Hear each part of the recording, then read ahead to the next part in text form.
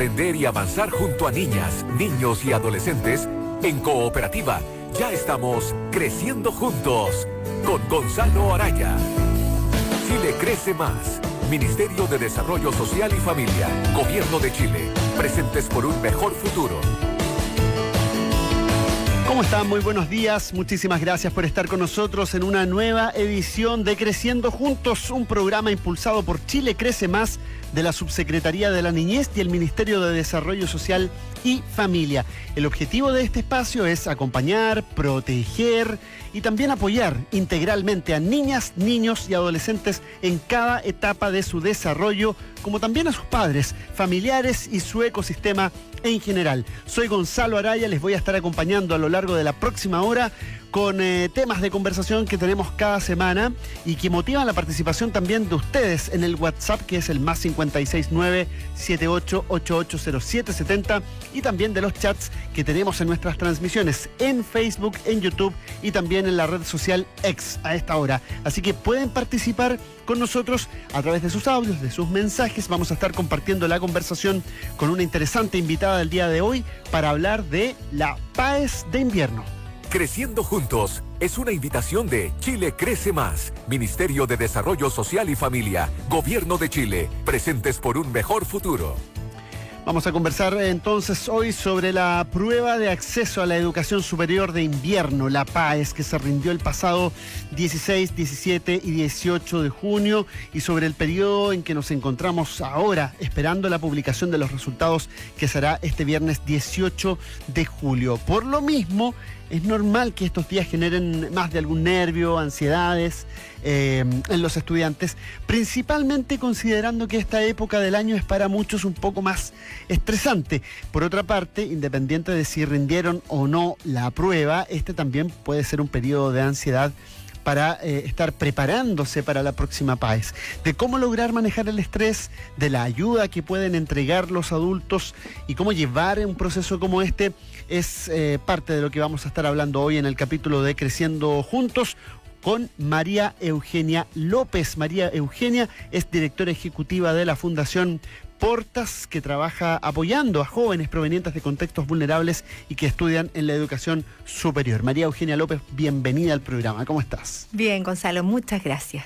Gracias a ti por estar con nosotros acá en Creciendo Juntos. ¿Cómo observas en una mirada general lo que implica en los jóvenes, en los adolescentes, un proceso como este, el de la PAES, en donde de alguna manera hay una llave de acceso a algo que viene después, que es la educación superior, pero que no es ni la única, por lejos, oportunidad que pueda haber para acceder a un futuro? ¿Cómo se observa esa tensión que genera? Bueno, como dices tú, naturalmente, este es un proceso que tensiona a la juventud, que hoy día les impone un desafío importante respecto de cómo prepararse. Hay un periodo previo, pero también de cómo afrontar en el momento de dar la prueba. Y más aún, la tensión que existe cuando estamos esperando los resultados, cuando hoy día muchos jóvenes sienten que se juegan una carta única o determinante para poder cumplir sus desafíos, que en muchos casos son desafíos que se han planteado muy temprano en su vida. Entonces, tienen que convivir con esta sensación, ¿no es cierto?, de incertidumbre, ansiedad, nervio propio de este tránsito, pero que realmente después se va, a lo largo del tiempo también va teniendo otras miradas, ¿no es cierto?, conforme también ellos tienen la seguridad de los resultados y saben realmente a qué pueden acceder o no. Claro, se va aquilatando esto a lo largo del tiempo. ¿Cuáles son los cambios más significativos que los estudiantes y sus familias deben conocer respecto al proceso de selección a la educación superior? Los cambios que tienen que ver con, digamos, los cambios de etapas, de formas de relacionamiento, de lo que implica entrar a un sistema de selección y qué puede significar quedar seleccionado o no. Yo diría que son hay varias preguntas dentro de lo que tú planteas. Primero, es bien importante que un joven entienda que este es un proceso y que es un proceso que tiene distintos ámbitos donde tiene que que hay que resolver. Primero hay que conocer muy bien cuál es el sistema de acceso. Para eso, esto parte desde el minuto que el joven se tiene que inscribir para la prueba en adelante.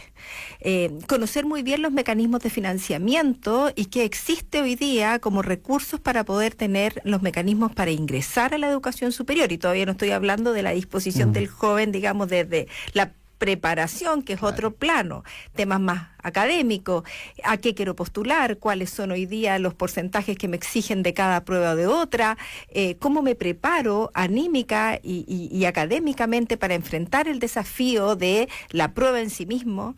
Hoy día hay una posibilidad extraordinaria que da la PAES, que los jóvenes pueden dar la PAES en diciembre o en invierno y guardan puntajes para poder dar la prueba de nuevo, conocer muy bien cuál es el sistema de acceso. Para eso es importante que recurran, que indaguen, que vayan a la página del Ministerio de Educación, que conozcan cuáles son las becas a las que pueden acceder, de tal manera que puedan ir configurando un escenario lo más seguro posible, conforme a sus propios intereses de desarrollo profesional futuro, que también es otro tema, por supuesto, que tiene que ver con la vocación, el interés de poder desempeñarme en distintos o sectores u oficios. Por lo tanto, yo te diría que hay varios ámbitos importantes de abordar en un joven que hoy día se encuentra en la etapa de definir dónde, cómo y qué quiere hacer en su vida futura, cuyo tránsito necesario es pasar por este sistema de acceso, ¿no es cierto?, para acceder. Ahora, ¿qué poder decir o qué poder analizar respecto de un joven que se enfrenta a una PAES, pero sin una intención vocacional muy clara? Porque tú has planteado ahí, en definitiva, dos momentos de definición. Uno es la PAES en sí misma, como un momento, digamos, decisivo para acceder después a la educación superior, pero previo a eso debe haber alguna definición o puede facilitar las cosas tener una definición vocacional, pero que no siempre está, ¿no? Por supuesto que cuando hay un joven que viene con una determinación de estudiar ciertas carreras o de a lo menos querer desempeñarse en ciertos sectores productivos, es más fácil o por lo menos tiene bastante más asequible poder ir encontrando cómo y dónde tiene que ir resolviendo ciertas cosas para llegar a ese punto. Pero estamos llenos de jóvenes que hoy día están bombardeados de información y que finalmente tampoco tienen muy claro qué es lo que quieren hacer, porque conocen muchas cosas. Hoy día todos los medios digitales nos llenan de cosas, pero eso no necesariamente permite tener cierta claridad o nitidez de qué es lo que quiero ser yo en algún minuto determinado de la vida, o cuando grande. Incluso muchos grandes dicen, chuta, yo habría elegido otra cosa, ¿no es cierto?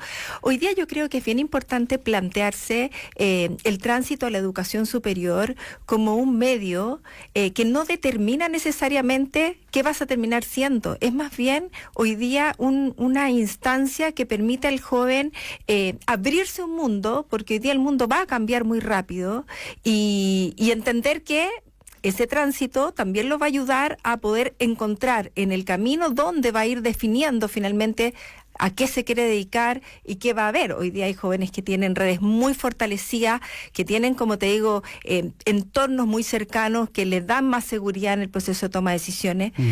Pero como nosotros vemos también mucho en Portas, hay jóvenes que no tienen estas redes y que finalmente su afinidad hacia alguna carrera futura es bien tenue, y desde ahí deciden construir de manera muy valiente a propósito de esa sensación o ese interés, pero que también a lo largo del tiempo puede ir cambiando, y no hay que tenerle miedo a ese cambio. Sí. No, porque además estamos hablando de una edad en la que todavía se están armando las definiciones personales de quién es uno, de la vida, en fin, ¿no? Absolutamente. Por eso te digo, Gonzalo, para mí, digamos, pensar en la educación superior hoy día es pensar como un habilitante para poder desempeñarse y tener herramientas bien importantes para poder ir dibujando un camino que va a cambiar. Ese es el dato, ¿ah? Hoy día ya no es como antes. Antes no entraba uno a una carrera y hacía esa carrera lineal durante 30 años. Hoy día naturalmente eso va a cambiar, pero es un habilitante, no un determinante. Okay. Y yo creo que hoy día los jóvenes deben tener esa visión de poder comprender el mundo desde las herramientas que te va a entregar el tránsito en la educación superior, te va a entregar las redes que ahí vas a construir, te va a entregar la visión de futuro y de mundo, pero que finalmente ese futuro y ese mundo se lo construye cada uno y ahora aún más, con muchísimas más posibilidades que antes. Y un mundo muy cambiante también. Absolutamente, lo hemos vivido. Hace un año no teníamos GPT y hoy día el mundo es otro. La tecnología, la visión, bueno, todo lo que pasa en este mundo nos da señales que de verdad el cambio ya es un hecho en cada instante, y la preparación para poder enfrentar ese cambio es lo sustantivo para que puedas tener una proyección de vida más feliz, más segura, etcétera, que es finalmente lo que uno busca al término del cualquiera sea el camino, ¿no? Sí, claro que sí. Estamos conversando sobre la paz de invierno, sobre el estrés que puede generar un proceso como este y las, digamos, emociones que pueda generar un proceso como este en los adolescentes. La llevamos esta conversación con María Eugenia López, directora ejecutiva de la Fundación Portas. Ustedes pueden dejar sus mensajes en el WhatsApp, que es el +56 978 880770, y también en nuestras redes. Estamos transmitiendo a esta hora en vivo a través de YouTube y también a través de Facebook, así que nos pueden acompañar también con sus mensajes en los chats en estas plataformas. María Eugenia, ¿cómo los estudiantes pueden manejar algo tan esperable como el estrés que genera prepararse para una prueba de este tipo? Wow, yo creo que para todos es difícil manejar el estrés cuando estamos sometidos a un proceso que de verdad marca un hito en la vida de alguien, ¿verdad? Yo creo que es bien importante aquí el acompañamiento de la familia. Yo creo que es bien importante la comprensión del entorno respecto del proceso que vive un adolescente, que, como te digo, se juega varias cartas. Primero, la carta de tener que definir o decidir más o menos qué quiere hacer. Luego, de entender cómo accede a eso que quiere hacer. Porque no es lineal, no para todas las carreras se requieren los mismos porcentajes, las mismas pruebas, etcétera. Hay un proceso también de preparación para poder llegar a acceder. Y ese es un proceso que, por supuesto, que se vive de manera más contenida si es que está detrás el cuerpo, la familia, los amigos, y si entiende que evidentemente esto genera una tensión. Y yo creo que también que cada joven pueda entender que es un ser integral, que esta es una prueba como muchas otras en la vida, pero que no tiene por qué impedir que el joven siga teniendo una vida social o una vida activa en términos de actividad física. En definitiva, que se cuiden y que entiendan que es bien importante tomar ciertos resguardos en términos de tener equilibrios en todos los planos para poder llegar mucho más fortalecidos al proceso mismo, ¿no? Y eso yo creo que prácticamente pasan durante toda la vida nomás, pues al final, cómo tratar de que tengan el mayor equilibrio partiendo en una etapa temprana como es la adolescencia. Bueno, tiene mucho que ver con el cuidado de la familia y del entorno. Ahí hay factores claves entonces que pueden ayudar a manejar ese estrés, a llevarlo mejor, que tiene que ver con el soporte, la red, y qué ocurre cuando esa red a lo mejor no está tan firme, no está tan próxima, no está tan en sintonía con el proceso que puede estar viviendo un adolescente que va a una prueba como la PAES. Bueno, claramente se complejiza aún más. Yo creo que hay dos agentes hoy día determinantes para este proceso.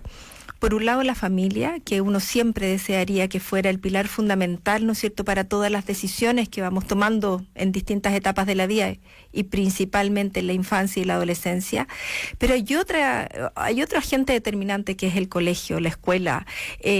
Tiene que transformarse en un agente protector, y protector incluso mucho antes, desde la protección a la autoestima académica, desde la capacidad de identificar los intereses de los jóvenes que existen en el establecimiento para poder orientarlos, para poder darle la riqueza necesaria para que se sientan seguros para transitar. Hoy día todos los establecimientos educacionales tienen duplas psicosociales que deben acompañar el camino del joven desde la orientación, desde la capacidad de poder prestar ciertos soportes en caso de que vean algunas dificultades del ámbito probablemente emocional o académico también. Yo creo que esos dos agentes se transforman en pilares, pero determinantes para que un joven pueda enfrentarse al proceso de la rendición de la prueba de manera mucho más segura. Y esa seguridad también es absolutamente traslapable a la experiencia que puedan vivir los jóvenes una vez que ingresan a la educación superior, que es otro mundo. Es un mundo, como dices tú, en muchos casos desconocido, sin referente, donde hay un proceso adaptativo muy significativo para leer los códigos, para leer qué ocurre en ese sistema y en ese entorno, que por un lado viene lleno de altísimas expectativas, claro, y que hay que tener el músculo para poder, digamos, afrontarlo de la mejor manera posible. Pero reitero que la familia y la familia y el colegio, y si no estuviera la familia como el principal soporte, el colegio es un agente determinante para que un joven pueda hacer este tránsito seguro, acompañado e incluso informado, porque también ahí hay un tema realmente importante al momento de las posibilidades de acceso. Sí, claro, es lo que nos decías también al principio. En definitiva, el hecho de contar con más información nos permite dar pasos más seguros. Ahora, me voy al otro lado, al otro extremo. ¿Qué pasa o cómo evalúas tú, cómo calificas tú la sobreinformación, ¿no? Que abunda? Es fácil caer en la tentación de sobreinformarse y eso también nos lleva muchas veces a canales que no son los adecuados para obtener determinadas informaciones. Es muy, muy importante lo que tú dices. Fíjate que nosotros lo vemos en nuestros procesos de selección o de selección de becados para la fundación. Cuando leemos el historial completo, nosotros hacemos todo un proceso de entrevista y de indagación profunda en los jóvenes, y nos damos cuenta de que muchos de ellos toman decisiones porque están bombardeados de información, pero claramente son decisiones que uno diría, yo no las habría tomado nunca, porque un joven que tiene todas las condiciones para optar a una universidad, teniendo gratuidad de alto desempeño, que le puede dar distintas credenciales, convengamos, ¿no es cierto?, para enfrentar su vida profesional futura, termina tomando una decisión al parecer bastante más liviana a propósito de los atractivos u ofertas que tiene al frente en casas de estudios que uno dijera, mira, yo no lo habría hecho. Yo creo que es súper importante para un joven, para un adolescente, que realmente investigue, que se acerque y que entienda realmente cuáles son hoy día las casas de estudio, las carreras que son garantes de lo que él estima, dibuja, pudiera querer dedicarse en adelante. Claro. Porque de lo contrario se pueden tomar decisiones equivocadas y hoy día un joven que con gratuidad toma una decisión equivocada en una casa de estudio, con mucho respeto a todas las casas de estudio, pero no son todas iguales, uno dice, miércoles, perdiste una carta muy valiosa y probablemente desde ahí uno dice, pucha, qué ganas de haberle puesto más información al frente a los jóvenes, que el colegio hubiera hecho un trabajo más profundo para orientar esas decisiones. Claro. De nuevo vamos ahí al tema de la red, ¿no? Porque está la familia, tú también mencionabas el colegio como un espacio que ojalá sea protector y por lo tanto debiera ser un espacio que entregue base, elementos, insumos para una buena toma de decisiones. Absolutamente. Y en ese sentido, ¿qué crees tú que realmente ocurre en los colegios? ¿Están acompañando de manera protectora o están siendo más bien agentes que exigen un resultado? Yo te diría que depende. Por supuesto que hay establecimientos educacionales, sobre todo podemos segmentarlo por nivel socioeconómico, ¿no es cierto?, de nivel socioeconómico más alto, que efectivamente tienen más músculo para poder identificar, acompañar a los jóvenes en su etapa exploratoria, vocacional, luego en las decisiones o determinaciones que afectan o no afectan la decisión que termine tomando el joven, y luego en la preparación, ¿no es cierto?, para enfrentar la prueba.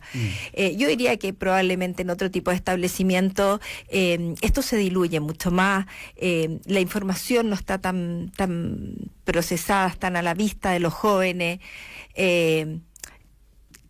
Incluso porque tenemos que entender que hay contextos de ruralidad, hay contextos de escenarios territoriales que alejan muchísimo ciertas cosas, donde un joven tendría que, para entrar a la educación superior, y nosotros lo vivimos en Portas, tienen que trasladarse de ciudad. Claro. Y es ahí donde uno dice, chuta, y tú puedes identificar de qué colegio viene el joven y qué tanta información tiene o qué tan seguro está en la decisión que toma, versus otros que son bastante más erráticos en la construcción de su proyecto de vida y pueden postular a 4 carreras de ámbitos completamente distintos, y tú te das cuenta que chuta, ahí faltó y falta de repente una orientación mucho más profunda. Sí, es relativo, pero la información para los jóvenes está, ellos pueden acceder a ella. Está en el Ministerio de Educación, está en la Subsecretaría de Educación Superior, en las mismas casas de estudio, en las páginas de las universidades. Hoy día GPT, comparen jóvenes, comparen qué les conviene, qué dice hoy día la experiencia respecto de una casa de estudio versus otra. Ahí entonces también llegamos a un punto en el que observamos que un adolescente, un joven que va a rendir una prueba PAES, también tiene que convertirse en un agente activo en la búsqueda de información, en la búsqueda de referencias, y pensaba que si la familia o el colegio a lo mejor no lo son, buscar, porque por un lado está la información oficial del Mineduc, pero también pienso en la búsqueda de esas personas que se convierten en buenos consejeros, en buenos portadores de experiencias, en personas que puedan tener un rol orientador, ¿no? En referentes. Ser un referente. Esa búsqueda es interesante instigarla a que ocurra, ¿no? Absolutamente, y fíjate que la habilidad de hoy día de un joven que es capaz de buscar, de ser recursivo, de hacer las preguntas correctas, de ser medio patuazo si ve a un periodista y quiere ir a tocarle el hombro, viejo, ¿qué haces? ¿Por qué estás en la radio? Etcétera.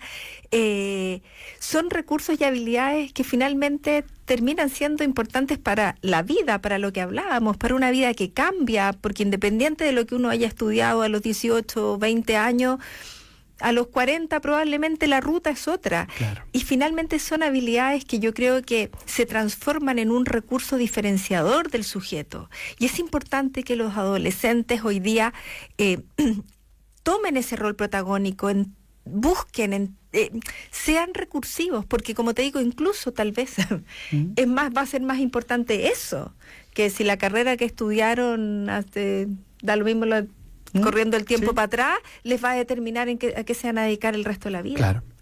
Ahí finalmente hablamos de herramientas que son las que terminan motivando o permitiendo la adaptación también a los cambios que nos va imponiendo finalmente la sociedad y el estilo de vida que estamos llevando actualmente. Un mundo que se ve impactado por los cambios tecnológicos principalmente, lo hemos visto en los últimos años, y que eso va generando toda una cascada de repercusiones en la vida laboral, en la manera de relacionarnos, en fin.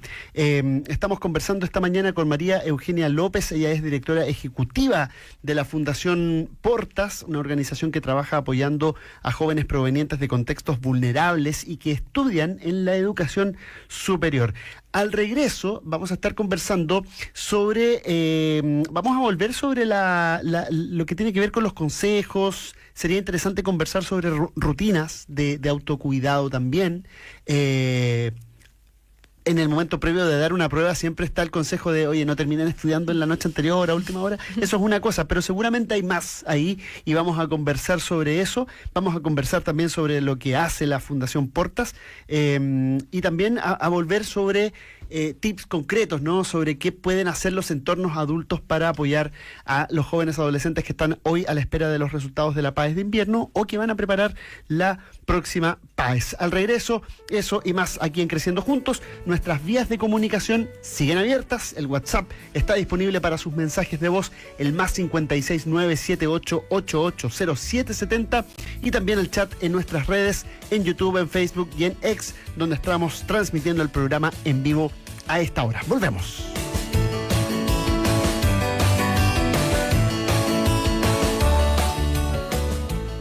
Oye, hablando de salud, ¿se han fijado? Encuentras un lugar con buenos médicos, pero es caro. ¿Cierto? O el lugar es súper moderno, pero no tiene buenos médicos. ¿Verdad? O encuentras uno que es más barato, pero no tiene ni buenos médicos ni buena tecnología. Tal cual. No habrá un lugar que lo tenga todo junto, digo yo.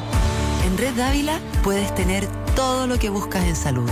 Compruébalo tú también. Elige bien a la primera. Elige Red Dávila. Reserva tu hora en dávila.cl.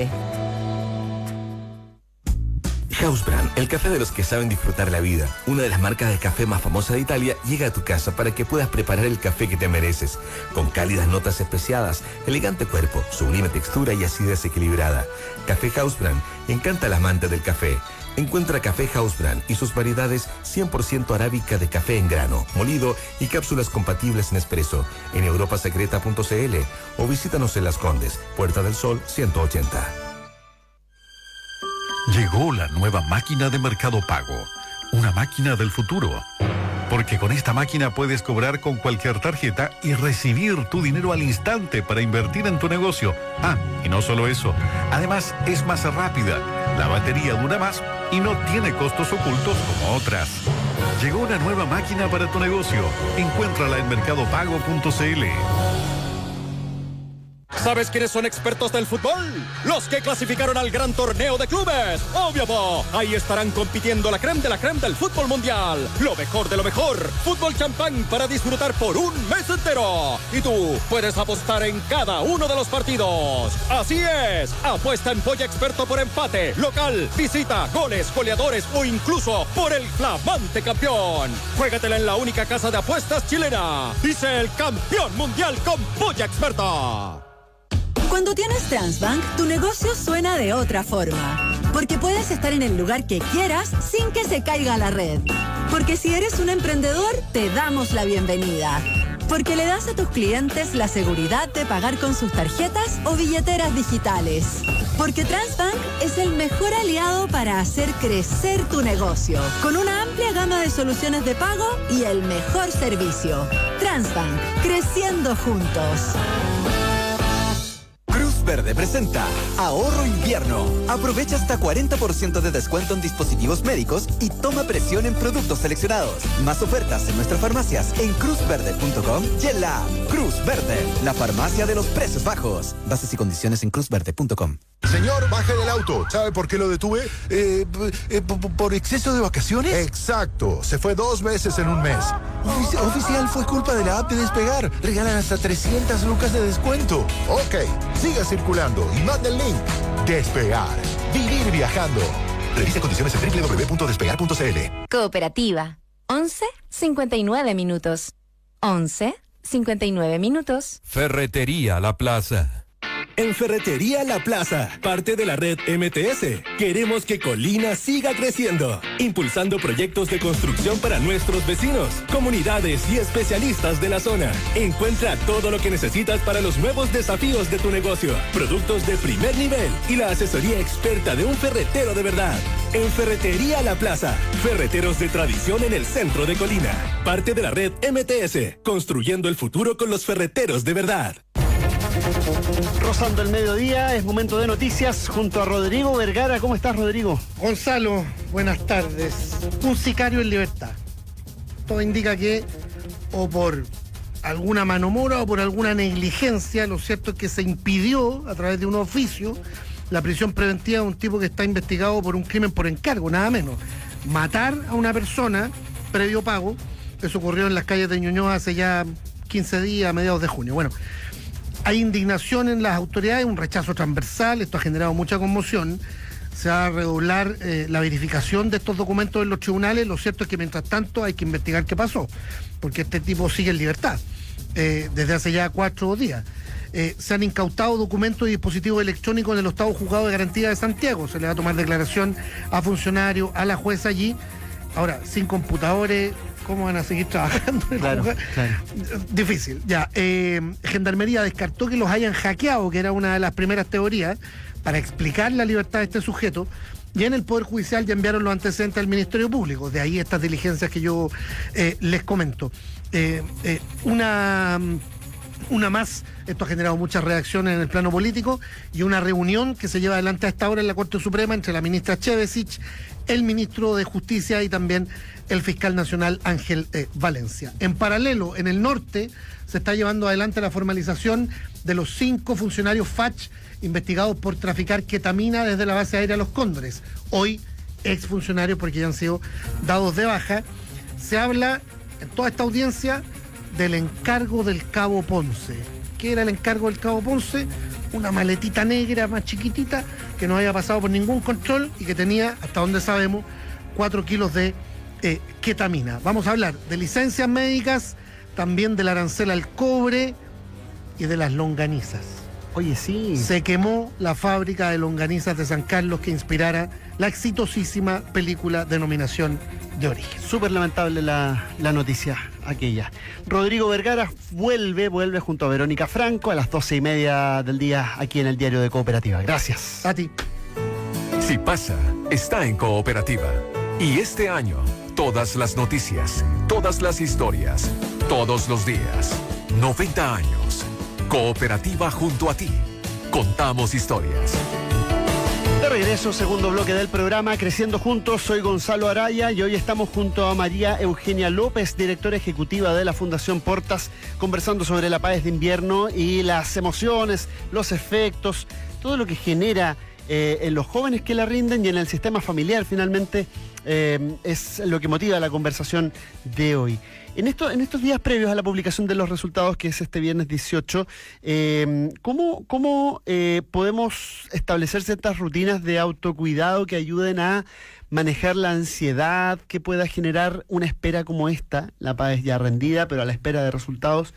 ¿Cómo se puede manejar esa ansiedad, ese estrés que puede generar el imaginarnos distintos escenarios?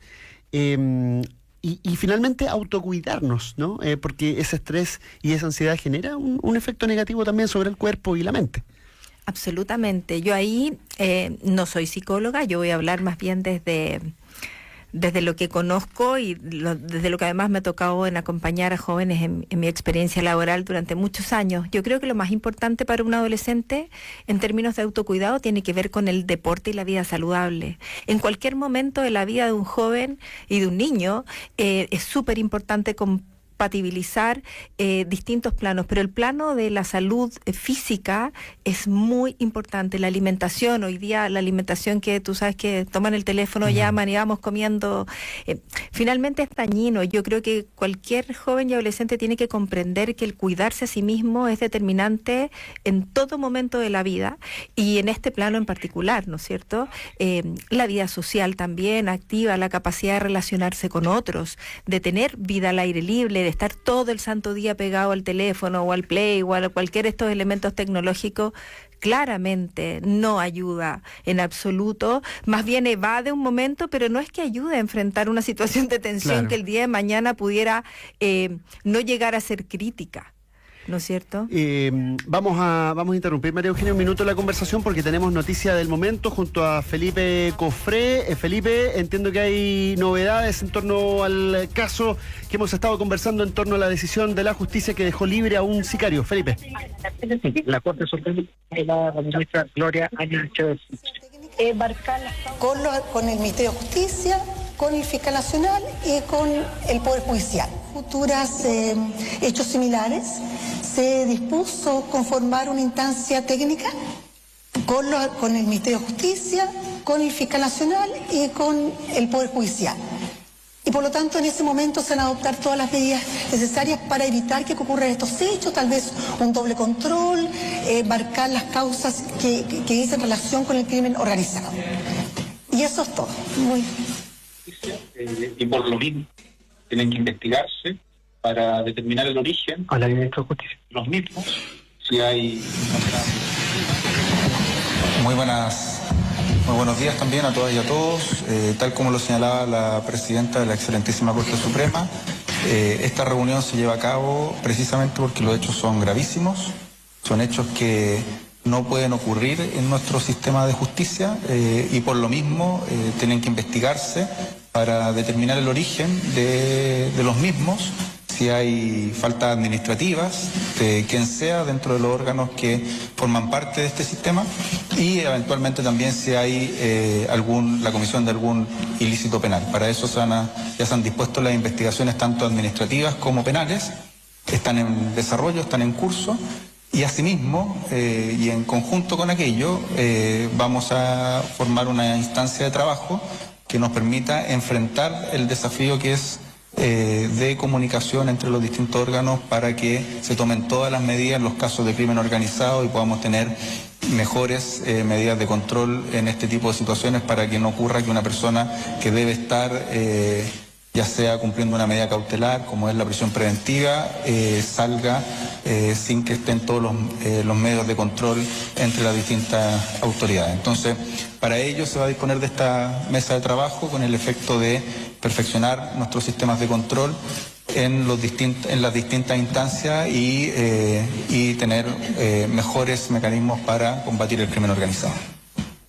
Ahí estaba entonces la voz de Jaime Gajardo, ministro de Justicia. Antes, Gloria Ana Chevesic, presidenta subrogante de la Corte Suprema, tras la reunión que han sostenido las partes en torno a que ha sido el tema de la jornada, el tema de este día, es el conocimiento de que se liberó finalmente a un sicario por orden de Gendarmería o con un documento que recibió Gendarmería solo momentos después o días después de haber sido ingresado a un recinto penitenciario. Es un tema que vamos a estar profundizando con el equipo de prensa de Cooperativa, con nuestro compañero Felipe Cofré, que sigue ahí en la cobertura, eso a partir de las 2:30 en el diario de Cooperativa.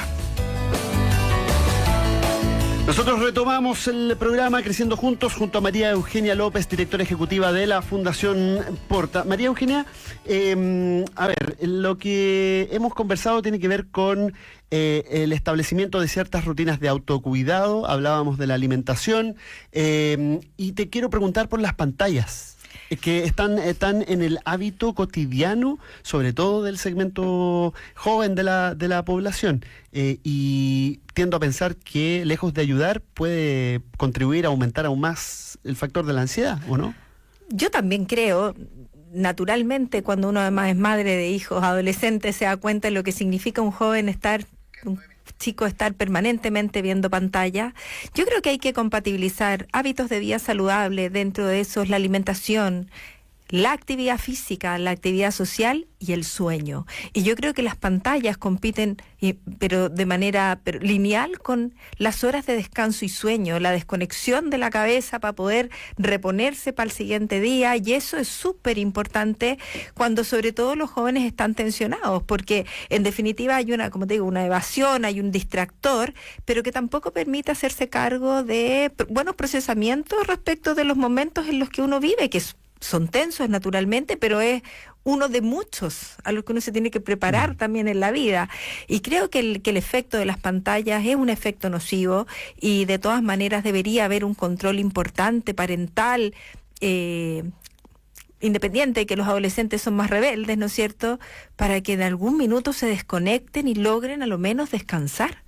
Finalmente, de lo contrario, es una hiperactividad que debe alterar muchísimo sus capacidades anímicas, cognitivas, durante largos periodos de tiempo. ¿En qué medida los entornos, las familias, por ejemplo, pueden ayudar a la moderación o al manejo más bien de las expectativas previo a la entrega de resultados de una prueba como la PAES? Porque hay expectativas puestas, uno podrá decir, si uno da la prueba, uno podrá decir, no, sabes que estoy seguro que me va a ir bien, voy a entrar a lo que quiero, o al revés, no, me fue mal, no di una buena prueba, uno tiene un pálpito, ¿no? ¿En qué medida ese mundo adulto puede ayudar a manejar, moderar esas expectativas? Mira, déjame compartirte que incluso la experiencia que tenemos nosotros es que muchas veces esas altas y súper altas expectativas ni siquiera son del joven, son para cumplir las expectativas de sus familias y sus padres. Por lo tanto, es bien importante tener diálogos honestos respecto de que este es un proceso que que además no es el único. Claro. Pueden hoy día un joven, si no dio la prueba ahora y no le fue bien, la puede dar en diciembre.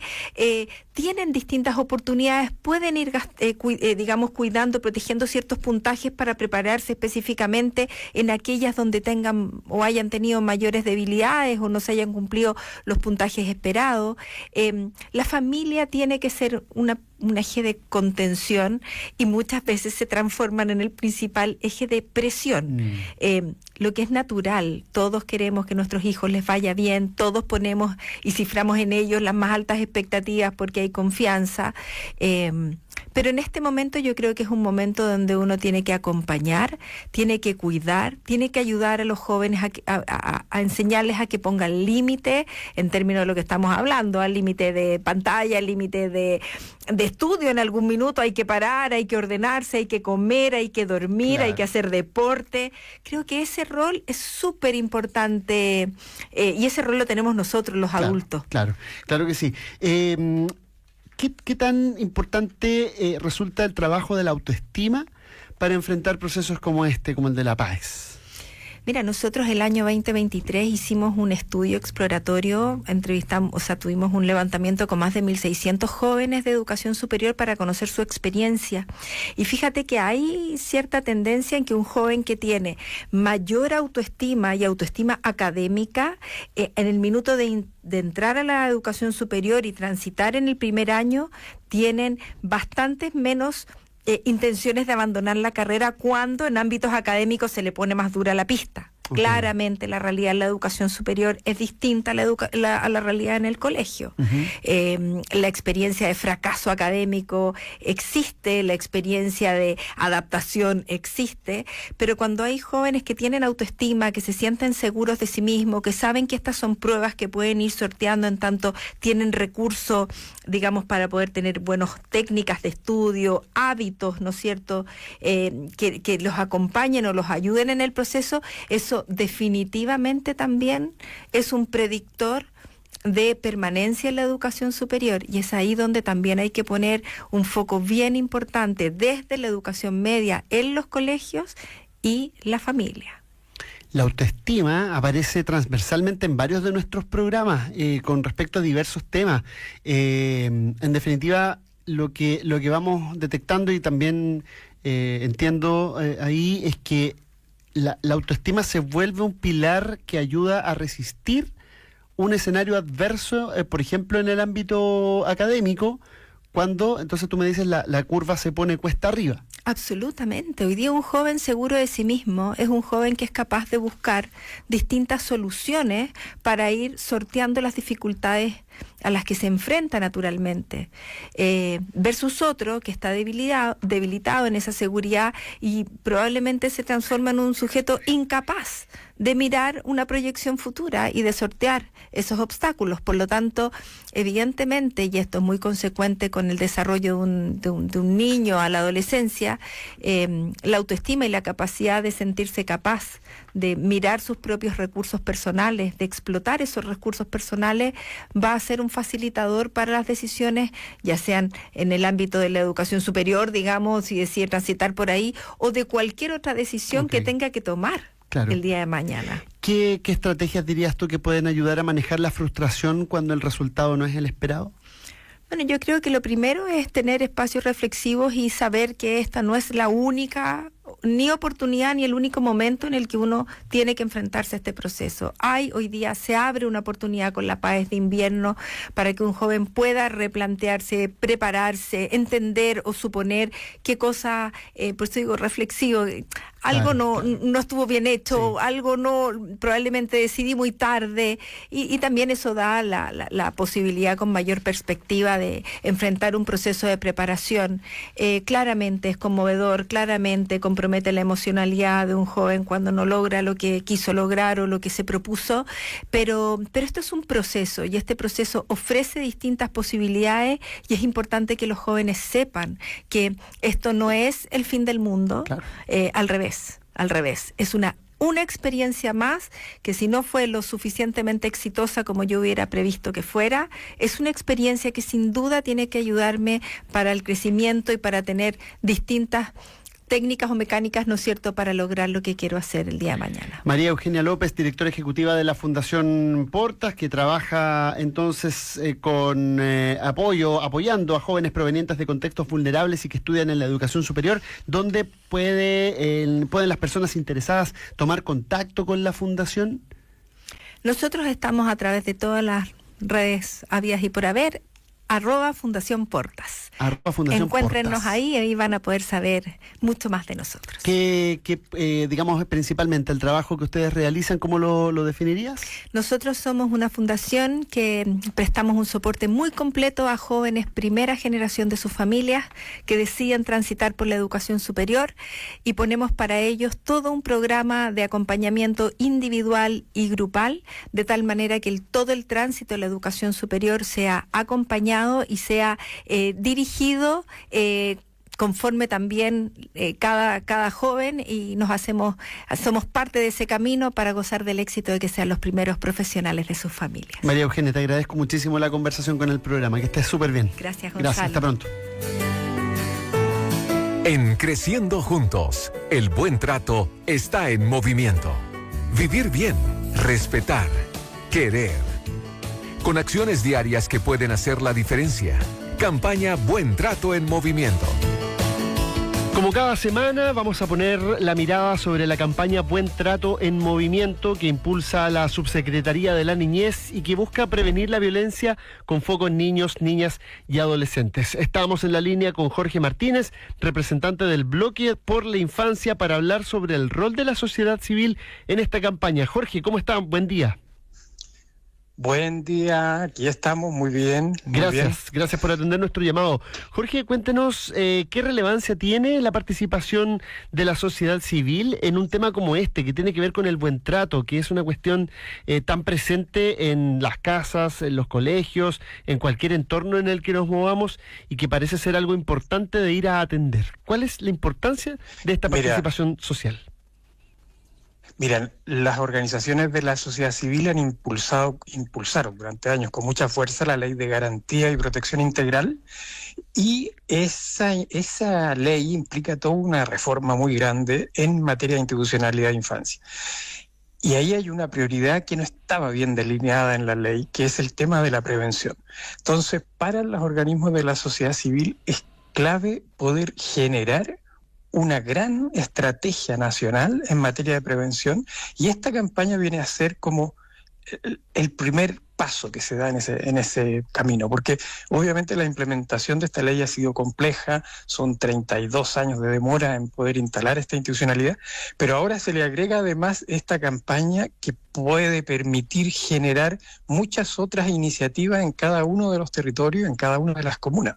Entonces, y allí, ¿quién está? ¿Quién está en terreno? ¿Quién está trabajando todos los días con familia, con niños, con niñas, apoyando en distintos programas e iniciativas? Son organismos de la sociedad civil, de los organismos sin fines de lucro que trabajan codo a codo con las comunidades en el terreno. Entonces, esta campaña apunta a eso.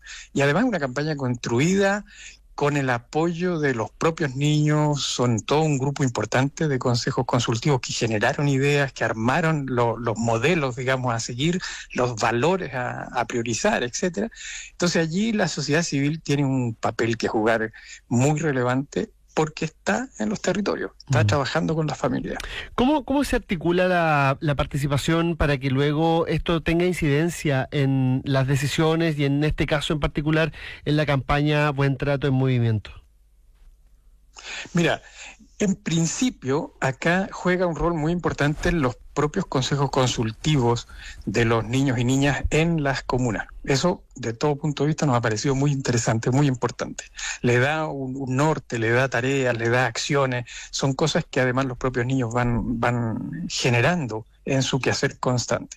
De ahí existen otras instancias de colaboración, consejos de la sociedad civil, que también está planteado en la ley y que deben generarse en todos los territorios, están las mesas interinstitucionales, que a partir de la ley de garantía, lo que se busca es poder articular a los sectores en la comuna a través de la mesa interinstitucional bajo la conducción de la Oficina Local de Niñez. Por eso decimos que hay toda una nueva institucionalidad que se va creando progresivamente.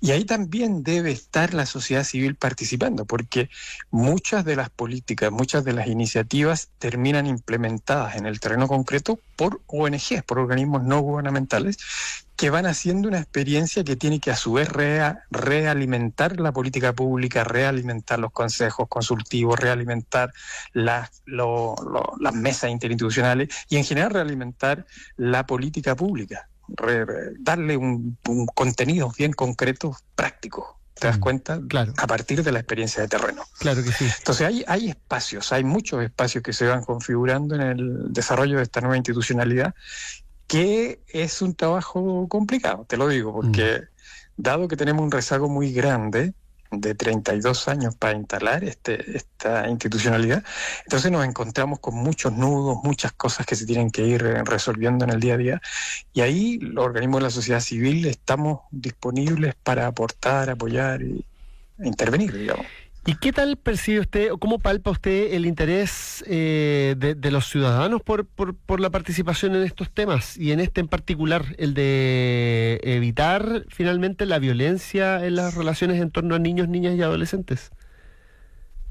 Yo creo que ahí justamente la campaña se plantea una gran línea, ¿no?, en el ámbito de la sensibilización, porque tengo la impresión que falta, por cierto que falta. Ahí, en alguna época hubo años en los cuales se realizaron también campañas contra el maltrato, etcétera, hace años atrás, se diluyeron esas iniciativas de alguna manera. Hoy, con esta acción, con esta campaña, con esta especie de estrategia nacional, se empieza como a ocupar de nuevo ese espacio, y creo que es clave, porque creo que el haber abandonado ciertas herramientas, ciertas iniciativas, permitió que distintas prácticas de maltrato, la misma violencia intrafamiliar se exacerbara.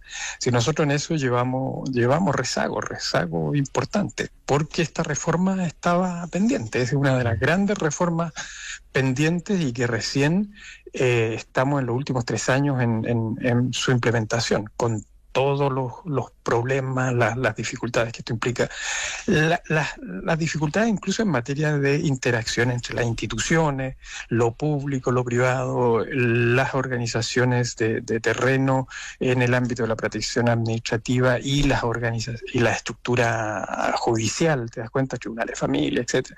Hay muchas cosas que ahí se tienen que ir resolviendo y algunas de ellas no quedaron tan claramente perfiladas y diseñadas en la ley de garantía. ¿Usted diría que el interés y la participación en torno al buen trato es transversal en términos socioeconómicos, geográficos y etarios, por ejemplo? El problema es transversal. Es decir, la violencia intrafamiliar, el maltrato hacia niños y niñas lo encontramos en todos los segmentos sociales, lo encontramos en todas las comunas de una u otra manera, digamos, en algunos lugares con más presencia del maltrato físico directo, en otras con el maltrato psicológico, etcétera.